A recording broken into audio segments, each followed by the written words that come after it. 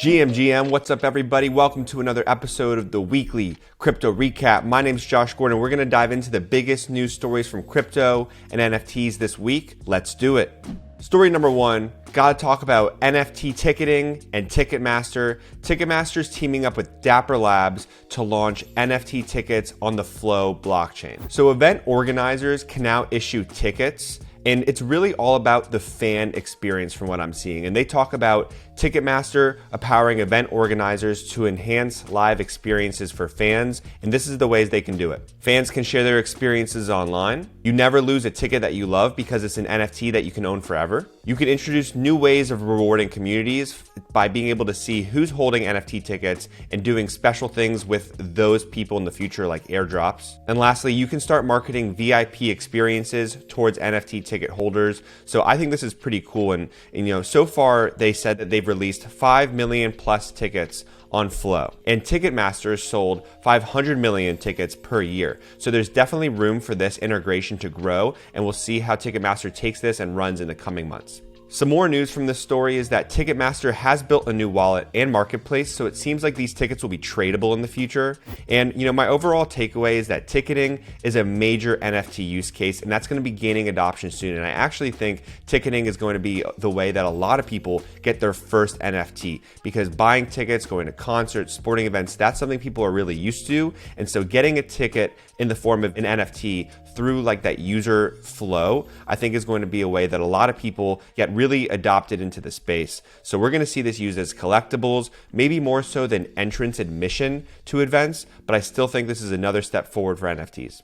Story number two has to do with the NFT bear market we're in. So we got some interesting statistics to share with you this week. So NFT trading volume on OpenSea is down 99% from its highs. On May 1st, we saw OpenSea process $2.7 billion in transactions. And this past week, OpenSea's lowest volume was 9.34 million. So we've gone crazy low from where the highs were. So NFT transaction volume's definitely fallen off a cliff, but I want to zoom out here for a second. So Coinbase's trading volume lows were $150 million per week in 2018. And now we're seeing Coinbase at 1.65 billion at the lows of 2022. So I think this is the first NFT bear market we're going through, and we're going to see higher lows in the future. So OpenSea hasn't had volume this low since November 2021, and that was after a lot of hype from the first NFT PFP wave. So compare that to early 2021, and we're still way ahead of the transaction volume we used to see, but it is definitely very eye-opening to see that we've fallen off a cliff here, 99% off of OpenSea's highs. Story number three, I want to talk about Helium. Now, Helium proposes shifting its entire network over to Solana. So this is really interesting. Now, it's interesting because Helium is a really big project that's got like mainstream adoption, and they've been building their own blockchain for a long time.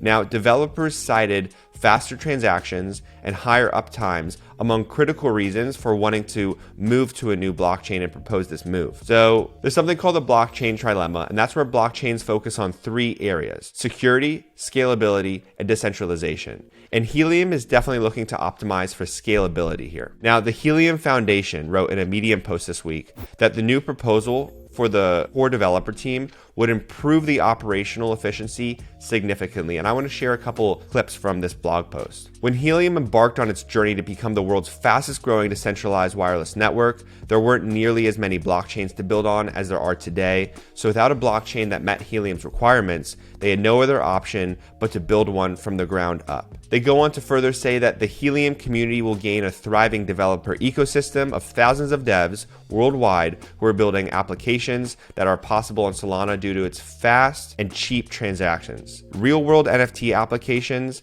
business-to-business and business-to-consumer marketplaces, and even the Solana Saga mobile phone will help create a crypto-native mobile application stack. So I think this is a really interesting move, especially with the Solana Saga mobile phone on the horizon and Solana stores opening up like in physical spaces. So we might be able to see the Helium decentralized like network that they're building that gives internet to and mobile hotspots combine that with the Solana mobile phone, I mean, that might be a massive partnership. So I think overall, this is a good move for Helium. And they bring up just such a good point. You know, when they started building their blockchain originally, there weren't other options, and now there are. And some of these options give them drastic speed improvements. And Solana has had uptime reliability issues over the past year, but I think those will continue to get sorted out. So this should even bring Helium major benefits on the uptime for their network too.